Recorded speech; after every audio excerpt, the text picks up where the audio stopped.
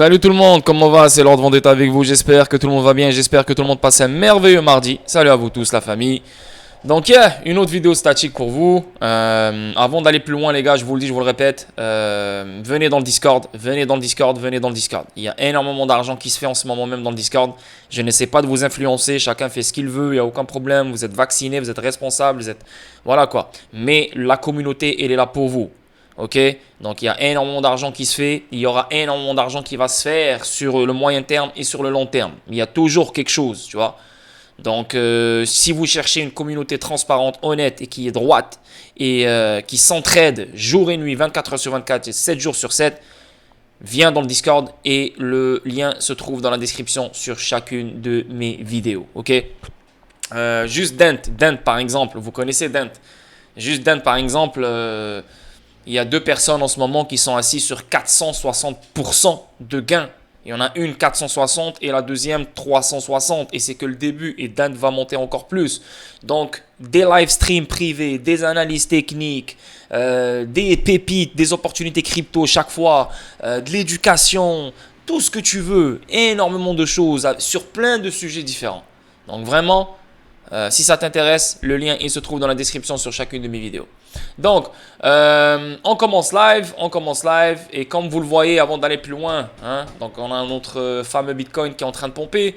Donc tout le monde est excité bien sûr. Et quand Bitcoin il pompe, qu'est-ce qui se passe? T'as les Moon Boys qui crient Moon Boys, ouais, bull run, oh là là, oh là là. Donc directement on crie et on saute aux conclusions. Bull run, il n'y a rien qui me dit qu'il y a un bull run. Tout ce qu'on est en train de faire, c'est seulement un retracement de ce qu'on a eu en 2022. That's it. Et on est clairement dans la golden zone. Donc, ils peuvent encore faire pomper le Bitcoin encore plus qu'à 36 700. Ils peuvent le faire monter jusqu'à 39 000 s'ils le veulent. Même un peu plus, 40 000, quelque chose comme ça.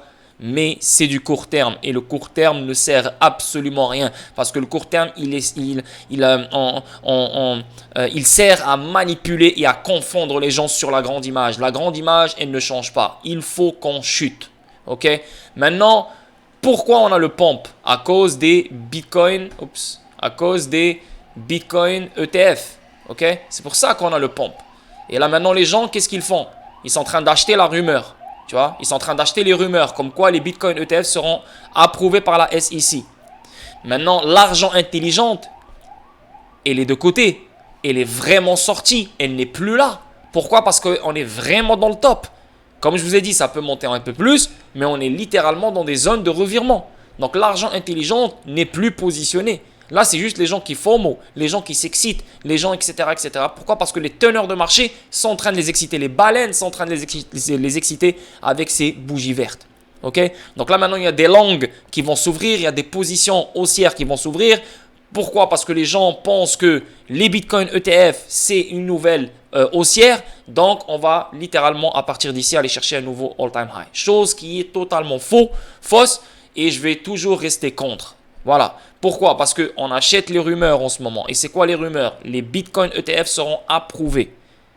Une fois que les Bitcoin ETF seront approuvés, cette nouvelle-là, elle sera une nouvelle baissière. Parce que tout ce qu'on est en train de ramasser ici, c'est de la liquidité pour la chute. Donc, quand les traders institutionnels, les traders venant de la bourse traditionnelle, ils vont voir qu'ils sont capables de miser sur la direction d'un certain actif. Et quand ils vont voir cet actif-là, il a déjà pompé plus de je ne sais pas combien depuis le début, on va dire depuis 2023. Combien il a pompé depuis 2023, ok? Disons, voilà, il est monté jusqu'à ici. On parle de 128%. Vous pensez vraiment qu'ils vont pomper encore plus le truc? Non, ça ne marche pas comme ça. Ils vont toujours l'acheter moins cher. Ils ne vont jamais acheter un actif au top, jamais. Ça, c'est les institutions financières. Peut-être que toi, tu vas l'acheter au top, tu t'en fous parce que tu es un investisseur long terme. Mais les traders institutionnels et les investisseurs institutionnels ne vont jamais acheter un actif au top. Donc là, maintenant, plus ça pompe, plus ça nous confirme que quand les Bitcoin ETF seront approuvés, il y aura le plus gros short que tu n'as jamais vu de ta vie. Et là, ça va tomber aux zones que j'arrête pas de vous donner depuis un moment, qui est $20 000 minimum pour le Bitcoin. Et là, ça peut baisser un peu plus que ça. Donc 18 000, 15 000, 16 000, etc. Donc ça peut prendre le temps que ça prendra. C'est pas parce que ça prend du temps que ce n'est plus sur la table. Ce n'est plus un scénario valable. Au contraire, plus ça agit de cette façon, plus ça se confirme de plus en plus. Maintenant, moi, j'aurais voulu qu'on dump à 28 000. J'aurais voulu qu'on dump à 25 000. Ici, là. Et on en finisse, tu vois. Mais ils font encore plus de mal aux gens. Et comment on fait plus de mal aux gens? Tu as plein de monde qui sont positionnés sur le dump, sur la chute, qui sont baissiers. Donc, on va squeezer les shorts. On va les liquider. Et bien sûr, on va faire FOMO plus de monde. Et les gens qui étaient en mode short, ça se peut que parmi eux vont devenir haussiers. Donc, on va confondre leur idée, on va confondre leur stratégie et on va faire FOMO les particuliers et surtout, on va liquider les shorts. Donc, tout ça, c'est une manipulation pour ramasser la liquidité et pour faire ce qu'ils ont envie de faire après. Et ce qu'ils auront envie de faire après, c'est bien sûr la chute après cette correction qui dure depuis le début 2023. Et c'est littéralement une continuation vers le bas. Donc maintenant, est-ce qu'on va faire un nouveau lot? Peut-être que oui, peut-être que non. Il n'y a rien qui peut nous l'affirmer à ce niveau-là. Zéro, que dalle. Mais je favorise un higher low. Voilà, c'est ce que j'aimerais voir. Ça serait magnifique parce que quand on aura un higher low, c'est là qu'on aura un vrai changement de trend. Oh, ok. Donc là, on a fait un higher low. On a un low, on a un higher low. Et là, on a un high. Donc là, on va aller chercher un nouveau high. Et là, on parle d'un changement de trend. Là, vraiment, on est dans un nouveau trend. Tu comprends? Là, il n'y a rien qui me dit qu'on est dans un nouveau trend ou on est dans un bull run. Rien que dalle. Donc, j'espère que vous avez compris. Et ne faites pas les Moon Boys parce que, voilà, il n'y a rien qui se passe dans le marché pendant je ne sais pas combien de temps. Et là, quand on vous donne 3-4 bougies vertes qui sont très chaudes, vous devenez fou et vous oubliez tous les fondamentaux. On se calme les boys, on se calme encore. Il y aura des événements sales qui vont frapper, je vous le dis, je vous le répète. Pour avoir cette chute, il y aura des événements sales qui vont accompagner le short venant de ces traders institutionnels. Ils ne vont pas juste venir et shorter comme ça. Bien sûr qu'il y aura des événements qui vont accompagner ça. Est-ce que c'est des événements qui vont frapper la crypto seulement? Ou ça va être un événement mondial? Un truc? Je ne sais pas. Mais ça va être un flash crash. Ça bouffe, ça va descendre. Tu comprends? Alors, si les altcoins sont en train de pomper en ce moment, ils sont en train de donner des bons pourcentages, c'est parce qu'ils ont chuté à moins 99% la plupart d'entre eux. Moins 98%, moins 97%. Quand tu es un bon projet et que tu as déjà chuté à moins 97% et plus bas, à un moment donné, tu arrives dans une zone où il y a énormément de demandes, où l'argent, elle t'attend. Donc cet argent-là, elle va rentrer pour protéger le prix parce qu'ils savent, ces gens-là, qu'il y aura une chute qui s'en vient. C'est des cracks, ces gens-là. Les institutions financières, etc. Les investisseurs qui sont derrière le projet et tout, ils savent. Ok? Donc on protège le prix d'un certain actif pour que quand la chute s'en vient, ça ne va pas chuter vraiment encore plus. Parce que si les altcoins ne bougent pas de là où ils se trouvent, quand Bitcoin va décider de dump, les altcoins, la plupart vont disparaître là. La plupart vont aller à zéro. Donc c'est pour ça qu'on a des pompes comme ça qui surgissent de nulle part. Et nous on pense que c'est le bull run. Non, ce n'est pas le bull run. Le bull run, quand il va venir, tu vas le voir. Parce que quand il est venu en 2021, tu l'as senti. Regarde, ça fait combien de temps qu'on pompe là. Regarde. Tu vois, ici, regarde-moi ça. C'est ce que j'ai expliqué la dernière fois. Regarde. On a le pompe. Ok. On a eu le dump. Ok. Et là, on a eu un pump, un fake out. Et là, qu'est-ce qu'on a eu? Boum, on est tombé. C'est exactement ce qu'on est en train de vivre, pareil, presque. Tu vois? Donc, on monte. Ok? Là, on a baissé. Là, on a un fake out. Boum. Et là, après, on monte. Et là, à partir de cette chute, ça a pris quoi? 1 an et demi? C'est exactement ce qui va se passer à peu près 1 an et demi de pompe. Donc, il n'y aura pas de changement de vie ni de gros profits tant qu'on n'a pas eu la chute. Et là, je parle des investisseurs long terme. Je ne parle pas de ceux qui tradent. Ceux qui tradent, bien sûr, chaque jour, ça peut être un profit pour vous, un jour de profit pour vous, tu vois. Mais les investisseurs long terme, votre moment n'est pas encore arrivé et ce n'est pas maintenant. Et ça, on l'a vu plein de fois. Vous ne devez pas tomber dans le piège à chaque fois. Ça, c'est vos émotions qui vous contrôlent. Et si vous n'avez pas encore contrôlé ça, je ne sais pas quoi vous dire. Ok? Ok, donc ça c'est ce que je voulais dire sur ça. XRP, XRP, je l'ai dit 20 millions de fois. Je pense qu'on va voir le 75 sous, le 70 sous, le 75 sous. Ça m'a l'air juste logique de là où il se trouve, la vérité. Pourquoi? Parce qu'on a d'abord une jolie structure ici qui se trouve dans le daily. Hein, elle est belle. Boom. Là, on a eu un beau break. Tu comprends? Donc, cette structure, c'est un ascending triangle, comme ça. Voilà, on a eu un joli break. Maintenant, si tu fais un Fibonacci level du dernier high au dernier low, on voit clairement que on vient de rentrer dans la golden zone. Donc, à n'importe quel moment, il peut revirer, tu vois. Mais je pense fortement qu'on va toucher le 0.5 Fibonacci level ou bien le top de la golden zone qui est le 69 sous. Maintenant, quand je dis on va toucher ça, ça ne veut pas dire que dès qu'on va le toucher, on va tomber. On peut le dépasser un peu plus. C'est pour ça que je vise le 70 sous, le 70 sous et le 75 sous comme top. Tu vois? Donc toi, si tu es dans un trade, etc., essaye de sortir plus tôt, comme 69 sous, peut-être un peu plus bas ici, tu comprends? Mais ça m'a l'air d'être un trade qui est presque inévitable à mon avis. Mais sinon, à part ça, écoute, il peut monter un peu plus, bien sûr. Est-ce qu'il va nous faire un nouveau high et monter vers le 1,20, 1,40 maintenant? Là, je pense pas. Je ne pense pas. Ça m'étonnerait vraiment s'il le fasse là, vraiment. Parce que Bitcoin, il performe beaucoup plus vite et beaucoup plus rapidement que les altcoins. Donc Bitcoin, il est très très très proche de sa prochaine zone de résistance. Parce que si tu vois ici un peu en arrière, hein, on voit clairement que là, il est vraiment en train de flirter avec sa résistance là en ce moment. Tu vois, boum. Donc il est là, il est dessus, là, il est en train de flirter avec elle, tu comprends? So, s'il casse ça, ok, s'il casse, il redescend, il le reteste comme un support, là on peut partir plus haut. Et là on peut aller chercher le 48 000, même aller chercher le 50 000. Ça, c'est une réalité, il peut le faire. Mais si on reste en dessous, je pense qu'on va redescendre à partir de là. Ok? So, tout dépend comment il va réagir. Mais si les altcoins ne bougent pas à leur target maintenant, ben, je ne pense pas qu'ils vont le faire. So, ils doivent le faire pendant que Bitcoin est toujours bullish, pendant qu'il est toujours à ces niveaux-là, tu vois, pour profiter de son momentum. Parce qu'une fois que le momentum va partir, les altcoins vont se faire démonter. Et ça, vous devez le savoir.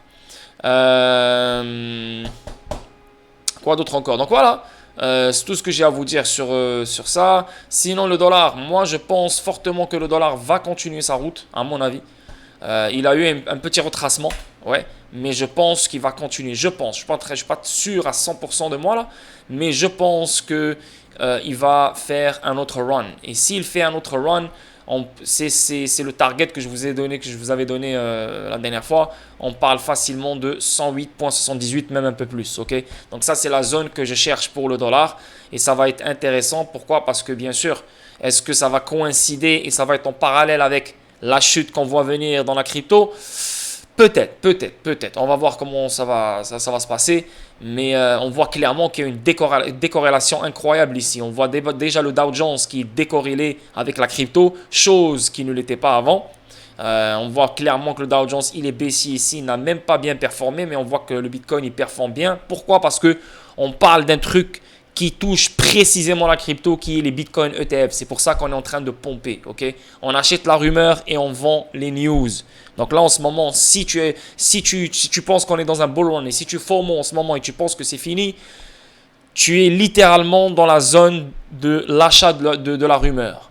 Et quand tu vas voir que les Bitcoin ETF vont voir le jour et quand ils vont être live, tu vas dire, hein, what the fuck? Normalement, on devrait pomper encore plus. Mais nope, ça va être baissier. Je vous le dis, je vous le répète. Donc là, on est en train de leur créer la liquidité pour qu'ils shortent. Donc voilà, c'est tout ce que j'ai à vous dire. Et on avance ici sur les news. Le juge abandonne les charges retenues contre les dirigeants de Ripple. Donc là, c'est officiel, c'est fini. Le juge a officialisé l'abandon des charges retenues contre les dirigeants de Ripple. Donc là, c'est officiel, les gars, c'est clair et net. Nice. On avance, XRP Ledger hébergera les NFT de l'exposition universelle 2025.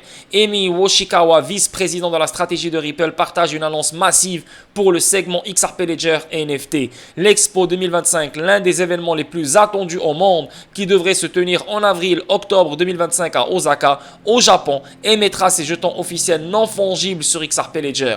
Le portefeuille officiel de l'exposition sera également soutenu par le principal partenaire asiatique de Ripple. Waouh!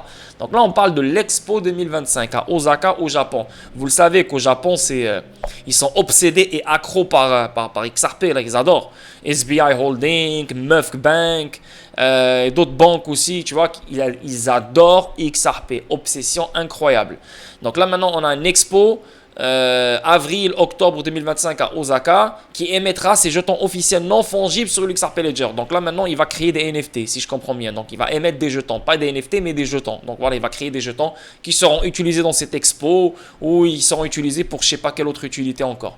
XRP Ledger devient la plateforme NFT officielle de l'Expo 2025 Osaka. Magnifique. Oh là là, ça c'est grosse nouvelle. La prochaine exposition mondiale Expo 2025 à Osaka publiera ses jetons non fongibles NFT officiels sur le XRP Ledger. Une collection NFT très attendue appelée Miyakon sera créée pour les millions de visiteurs de l'Expo 2025 du monde entier, a partagé la vice-présidente de Ripple, Emi Yoshikawa, sur son compte X.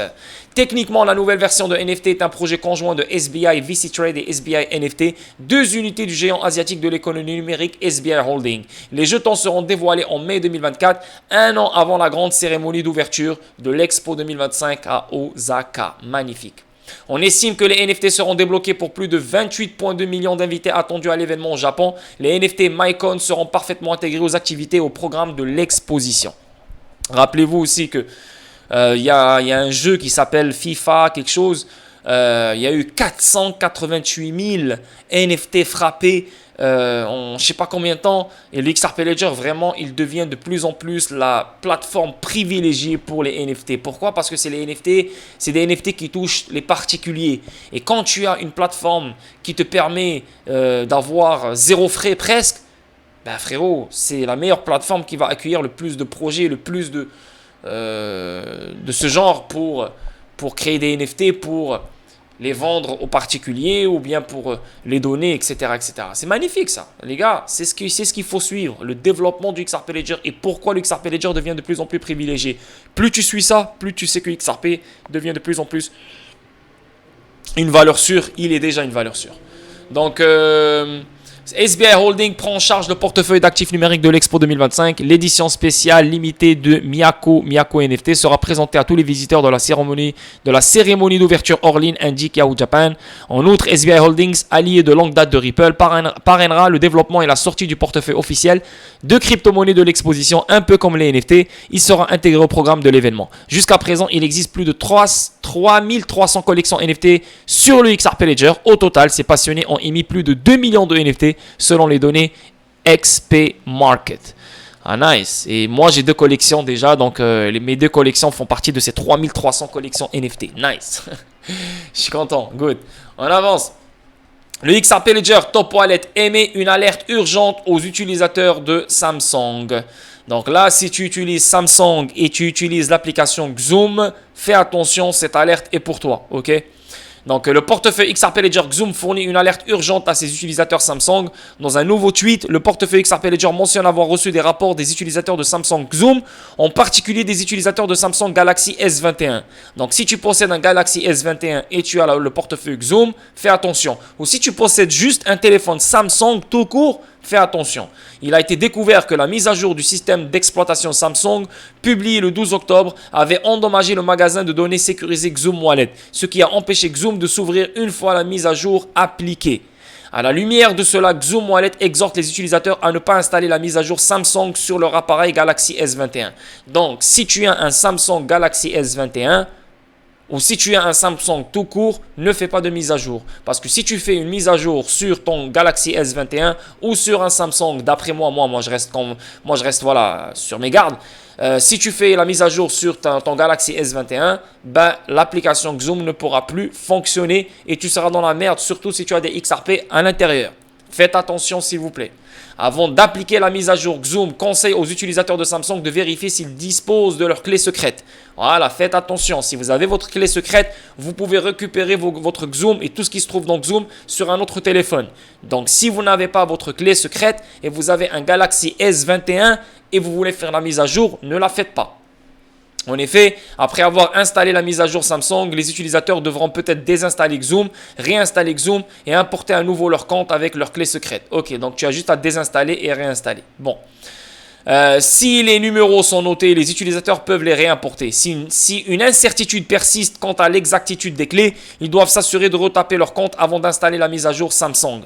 Xoom précise qu'il n'y a aucun risque de sécurité, seulement un problème avec la mise à jour de Samsung qui a rendu le Xoom Secure Data Store inaccessible pour la suite. Ok, donc il n'y a pas de stress, vous n'allez pas perdre vos trucs, il n'y a pas de hack, il n'y a rien. C'est juste que votre application Xoom ne va plus fonctionner si vous faites la mise à jour. Et si vous ne savez pas tout ça, ben, vous n'allez rien comprendre et vous allez vraiment penser qu'il y a un problème avec Xoom. En fait, il n'y a pas de problème avec Xoom, c'est la mise à jour de Samsung qui n'est pas compatible avec l'application Xoom. Donc, votre application Xoom ne va pas s'ouvrir. Donc, la seule façon, c'est de la prendre vos mots-clés, de les noter, de la désinstaller, de la réinstaller et ça devrait fonctionner. Ok? C'est quoi ça? Hein? Pourquoi on parle de ça? Qu'est-ce qu'il fait ici ce... Non, ça n'a pas rapport là. Ça n'a pas rapport. Donc ici, le juge approuve le rejet, ça c'est bon, on l'a vu tout à l'heure. Et là, on parle de ETF Bitcoin. L'avocat des détenteurs de XRP fait allusion au calendrier d'approbation potentiel. Donc d'après John Deaton, on pense que avant la fin de l'année ou certainement avant la fin du premier trimestre 2024. Ça fait du sens. Ça fait du sens. Donc, moi, qu'est-ce que je vois depuis un moment? Je vois un dump. Depuis un long moment, je vois un dump, la vérité. Je suis tellement pas confiant par ce qu'ils nous font ici depuis le début d'année 2023. Tout ce qui se passe ici, pour moi, là, j'aime pas. Pourquoi? Parce que on a fait que chuter en 2022. À un moment donné, on doit retracer. C'est normal. Comme ici. Tu vois? Donc là, les gens, ils pensent qu'on va faire ça ici. Tu vois? On va aller chercher un nouveau all-time high. Mais ce qu'on avait ici, on ne l'a pas ici. Les événements qu'on a eu ici, on ne les a pas ici. Les événements qu'on a eu ailleurs, on ne les a pas ici. Tu comprends? C'est pour ça qu'il faut arrêter de comparer ce qu'on a eu dans le passé. Bien sûr, ça peut rimer, mais ce n'est aucunement pareil. Il ne faut pas prendre en considération ce qui s'est passé dans le passé. Chaque cycle a son fondamental. Maintenant,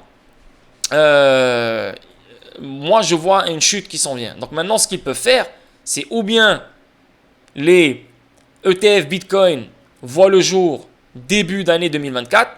Donc, on aura le gros dump début 2024. C'est ce que je viens de vous dire la dernière fois sur ma vidéo, etc. Donc, c'est correct. Plus ils allongent le truc, plus on n'a pas le choix de décaler les choses. C'est comme ça. Donc maintenant, avec ce pompe et avec cette euphorie, etc., peut-être que ça va continuer encore. Peut-être que ça va continuer jusqu'à fin d'année 2023. Peut-être qu'on va... là, on est quoi? Fin octobre. Là, on a novembre, décembre. On a encore 2 mois. Donc, les choses, ils peuvent vraiment littéralement aller à 50 000. Tu comprends? Et là, je ne suis pas en train de dire qu'on va aller à 50 000, s'il vous plaît. Je suis juste en train de te dire ça se peut. Pourquoi? Parce qu'on a encore un autre 2 mois encore.